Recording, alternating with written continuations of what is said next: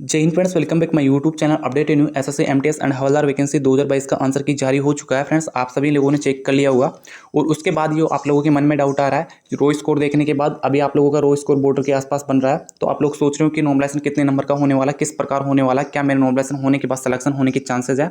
और यहाँ पर जो फेज 1 और फेज 2 दो एक फेज में आपका एग्जाम कंप्लीट हुआ था, किस फेज में नॉर्मलाइजेशन के अंदर ज़्यादा बेनिफिट होने वाला है, नॉर्मलाइजेशन होता है तो कितने नंबर तक नॉर्मलाइजेशन में बढ़ सकते हैं हमारे।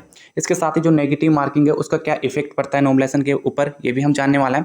और नॉर्मलाइजेशन किस आधार पर होता है, कौन कौन सा यहाँ पर पॉइंट्स अपनाए जाते हैं, कौन कौन सी बातों को ध्यान में रखा जाता है, किस आधार पर आपका नॉर्मलाइजेशन होता है, ये जानने वाला है। जो आपके यहाँ पर रैंक आईक्यू पे बहुत सारे कैंडिडेट्स ने अपना डाटा डाला भी होगा और चेक भी किया होगा वहाँ पर नॉर्मलाइजेशन। जो रैंक आईक्यू पे दिखाया जा रहा है कि कुछ कैंडिडेट्स का यहाँ पर 21 पढ़ रहा है, किसी का यहाँ पर 23 पढ़ा है, किसी का यहाँ 27 तक भी बढ़ गया है, और कुछ कैंडिडेट्स का यहाँ पर 1 बढ़ा है, किसी का 2 बढ़ा है, और यहाँ पर 6 10 ऐसे नॉर्मलाइजेशन दिखाया जा रहा है। तो ये कितना सही है, मैं यहाँ पर आप लोगों को रैंक आईक्यू नॉर्मलाइजेशन भी दिखाने वाला हूँ कैंडिडेट्स का, जिनका यहाँ पर जिन्होंने डाटा डाला है उनका। तो फ्रेंड्स, कितना सही है रैंक आईक्यू का यहाँ पर नॉर्मलाइजेशन, इन सभी बातों को जानने वाला है। अगर उससे पहले चैनल बनाया तो चैनल को सब्सक्राइब कर लीजिए और बेल आइकन को प्रेस कर लीजिए। चलिए शुरू करते हैं वीडियो को बिना किसी देरी के। फ्रेंड्स, यहाँ पर जो आपका फेज 1 का एग्जाम हुआ था वो 2 मई से 19 मई के तक हुआ था, और इसमें 39 शिफ्ट्स के अंदर एग्जाम लिया गया था कैंडिडेट्स का। और फेज 2 का एग्जाम यहाँ पर 13 से 20 जून तक हुआ है, और इसमें 18 शिफ्ट्स में एग्जाम कंप्लीट हुआ है। इस प्रकार आपके दोनों ही फेज का एग्जाम यहाँ पर 57 शिफ्ट्स के अंदर कंप्लीट कराया गया है आपके सभी कैंडिडेट्स का। तो इस प्रकार जो आपका फेज 1 है उसके अंदर सबसे ज़्यादा कैंडिडेट्स का एग्जाम कंप्लीट हुआ है। यहाँ पर 68.4% या 40% कैंडिडेट्स का फेज 1 में कंप्लीट हो गया था एग्जाम, और फेज 2 वालों को यहाँ पर 20-22 दिन बाद एग्जाम हुआ है। तो इन लोगों का यहाँ पर 18 शिफ्ट ही यहाँ पर हुआ है, मतलब कि कम कैंडिडेट्स का फेज 2 के अंदर एग्जाम हुआ था, यानी 31.60% कैंडिडेट्स का फेज 2 के अंदर एग्जाम कंप्लीट हुआ है। तो फ्रेंड, जो आपका एग्जाम होता है वो शिफ्ट के अकॉर्डिंग होता है, आपकी इजी, मॉडरेट और हार्ड शिफ्ट देखी जाती है। आपका किस शिफ्ट में एग्जाम हुआ उसी के अकॉर्डिंग आपका नॉर्मलाइजेशन किया जाता है फ्रेंड्स यहाँ पर।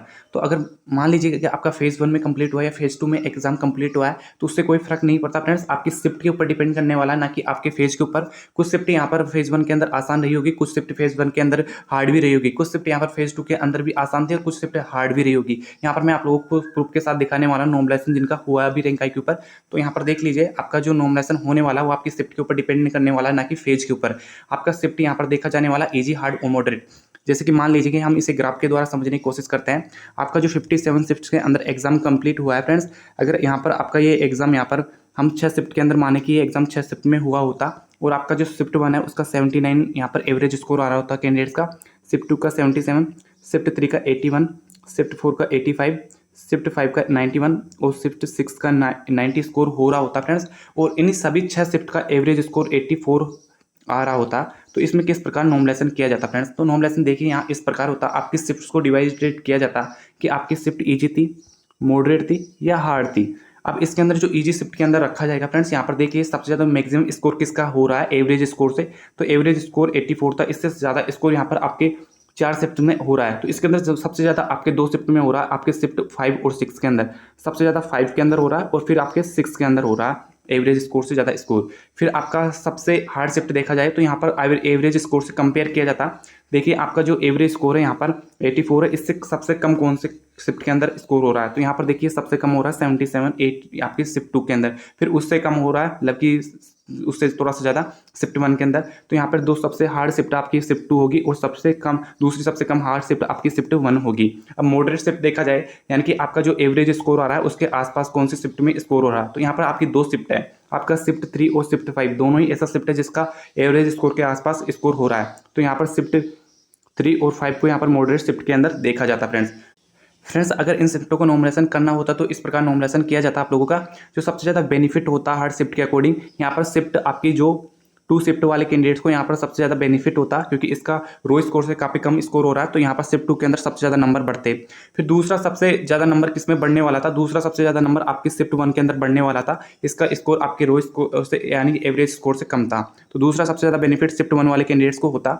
और सबसे ज़्यादा लॉस की बात करें यहाँ पर शिफ्ट 5 वाले कैंडिडेट को होता, क्योंकि इनका एवरेज स्कोर से ज़्यादा स्कोर आ रहा है, तो शिफ्ट 5 वाले कैंडिडेट्स के यहाँ पर कुछ नंबर घटा दिए जाते यहाँ पर। और जो दूसरा सबसे ज़्यादा नुकसान होता है आपके शिफ्ट 6 वाले कैंडिडेट्स को होता है, इनका भी रो स्कोर से थोड़ा सा ज़्यादा है, तो इनको भी यहाँ पर थोड़ा सा नुकसान होने वाला था फ्रेंड्स। जो आपके एवरेज स्कोर है यहाँ पर 3 और 4 वाले, यानी कि एवरेज स्कोर के आसपास शिफ्ट वाले, तो यहाँ पर एवरेज स्कोर के आसपास 3 शिफ्ट है, इनका थोड़ा सा बढ़ाया जाता है, और यहाँ पर आपका शिफ्ट 4 है, इनका स्थिर रखा जाता है यहाँ पर। तो फ्रेंड्स इस प्रकार आपका यहाँ पर नॉर्मलाइजेशन होता है। आपकी शिफ्टों को देखकर ऑटोमेटिकली यहाँ पर कंप्यूटर के द्वारा नॉर्मलाइजेशन किया जाता है। आपका एक फॉर्मूला होता है, उस फॉर्मूले का बेस यही होता है कि आपका शिफ्ट देखा जाता है कि ईजी था, मॉडरेट था, हार्ड था, उस शिफ्ट के अकॉर्डिंग आपका नॉर्मलाइजेशन किया जाता है। सभी शिफ्टों का एवरेज निकाला जाता है, उसी के आधार पर कंपेयर करके आपका यहाँ पर इस नॉर्मलाइजेशन किया जाता है। फ्रेंड्स आप पूछ रहे थे कि नेगेटिव मार्किंग का कोई इफेक्ट पड़ता है कि नॉर्मलाइजेशन के ऊपर। तो फ्रेंड्स अगर आपने ज़्यादा नेगेटिव कर दिया तो कोई आपको लॉस नहीं होने वाला, अगर कम नेगेटिव किया तब भी कोई प्रॉफिट नहीं होने वाला। नेगेटिव मार्किंग का कोई इफेक्ट नहीं पड़ता आपके नॉर्मलाइजेशन के ऊपर। और आप में से पूछ रहे थे कितने नंबर तक नॉर्मलाइजेशन में बढ़ सकते हैं। तो फ्रेंड्स मैंने बताया कि यहाँ पर आपकी शिफ्टों के ऊपर डिपेंड करने वाला कि आपकी कैटेगरी आपकी शिफ्ट कौन सी कैटेगरी के अंदर आती है। आपका शिफ्ट ज़्यादा हार्ड होगा तो ज़्यादा नंबर बढ़ सकते हैं, मॉडरेट रहा होगा तो उसमें थोड़े कम बढ़ेंगे, अगर ईजी रहा होगा तो उसमें घट भी सकते हैं, ये संभावना है फ्रेंड्स यहाँ पर। तो ये शिफ्ट के ऊपर डिपेंड करने वाला है। तो अगर हम माने कि नंबर कितने बढ़ सकते हैं, जब आपका एक क्वेश्चन 1 नंबर का हुआ करता था, 100 नंबर का पेपर आता था, तब 7 से 8 नंबर आपके यहाँ बढ़ जाते थे जो ज़्यादा शिफ्ट हार्ड हुआ करती थी उसमें। तो इस बार पॉसिबिलिटी है कि 15 नंबर तक कैंडिडेट्स के यहाँ पर नॉर्मलाइजेशन में बढ़ जाए, 15 से थोड़ा ज़्यादा बढ़ सकता है अगर किसी का शिफ्ट हार्ड है। तो मैक्सिमम कैंडिडेट्स के यहाँ पर नंबर कम ही बढ़ते हैं, क्योंकि एसएससी पहले ही शिफ्ट इस जो आपका पेपर का लेवल है इस प्रकार बनाती है कि किसी कैंडिडेट्स के साथ यहाँ नाइंसाफी ना हो, उन्हें कम से कम यहाँ पर जो आपका नॉर्मलाइजेशन करना पड़े फ्रेंड्स। फिर भी कुछ परिस्थितियों में अगर पेपर हार्ड आ जाता है तो उनमें यहाँ पर नॉर्मलाइजेशन किया जाता है। तो फ्रेंड्स यहाँ पर देखिए फ्रेंड्स रैंक के ऊपर मैंने पहले डिटेल वीडियो बना दिया था, तो यहाँ पर उसकी वीडियो के ऊपर 10,000 से अधिक व्यूज है और उसी पर कैंडिडेट्स ने यहाँ पर कमेंट्स किया हुआ है फ्रेंड्स। यहाँ पर देखिए इन कैंडिडेट्स का रो स्कोर 103 है, इसके बाद यहाँ पर 126 के समथिंग इनका मार्क्स हो गया, यानी कि 23 नंबर इनके बढ़ गए हैं। यहाँ पर देखिए 106 से 117 हो गए इनके, यहाँ पर 11 नंबर इनके बढ़ गए हैं। ऐसे ही काफ़ी कैंडिडेट्स का यहाँ पर आपको स्कोर कार्ड मिल जाएगा जिन्होंने नॉर्मलाइजेशन स्कोर देखा है। यहाँ पर 84 से 105 हो गए, इनका 21 नंबर बढ़ गया। यहाँ पर देखिए इनका 108 से 123 हो गए, यानी कि इनका 15 नंबर बढ़ गए यहाँ पर। ऐसे ही आपको बहुत सारे कैंडिडेट्स का यहाँ पर रैंक आई के ऊपर डाटा मिल जाएगा। इनका देखिए 85 से 104 हो गया, इनका 21 नंबर यहाँ पर बढ़ गया है फ्रेंड्स। ऐसे ही यहाँ पर आपको बहुत सारे कैंडिडेट्स का डाटा मिल जाएगा और आप लोगों के मन में डाउट होगा क्या इसी प्रकार यहाँ पर नॉर्मलाइजेशन होने वाला है जो रैंक आई के ऊपर दिखाया जा रहा है। फ्रेंड्स यहाँ पर कई कैंडिडेट्स के देखिए यहाँ पर इन कैंडिडेट्स का जो नंबर बताया जा रहा है, देखिए इनके 24 नंबर यहाँ पर रैंक आई के ऊपर बढ़ गए इनके। तो फ्रेंड्स इसी प्रकार नॉर्मलाइजेशन दिखाया जा रहा है, क्या इसी प्रकार नॉर्मलाइजेशन होने वाला है, चलिए जानते हैं। फ्रेंड्स यहाँ पर देखिए रैंक आईक्यू का डाटा जो मैंने चेक किया था, जिस पर मैंने वीडियो बनाई थी, इनका रो स्कोर 99 था, 101.77 इनके मार्क्स बन रहे हैं नॉर्मलाइजेशन होने के बाद। तो यहाँ पर देखिए इनका 1.77 नॉर्मलाइजेशन के अंदर बढ़ रहा है। तो फ्रेंड्स इसको कुछ देर बाद रिफ्रेश करके चेक किया गया, जब और कैंडिडेट्स का डाटा आ गया तो यहाँ पर देखिए इनका नॉर्मलाइजेशन के अंदर किस प्रकार चेंजेस हुए हैं। तो यहाँ पर इनका नॉर्मलाइजेशन घट गया फ्रेंड्स, अभी इनका 101.22 रह गया, मतलब कि इनका यहाँ पर 50 मार्क्स के समथिंग इनके कम हो गए नॉर्मलाइजेशन के अंदर।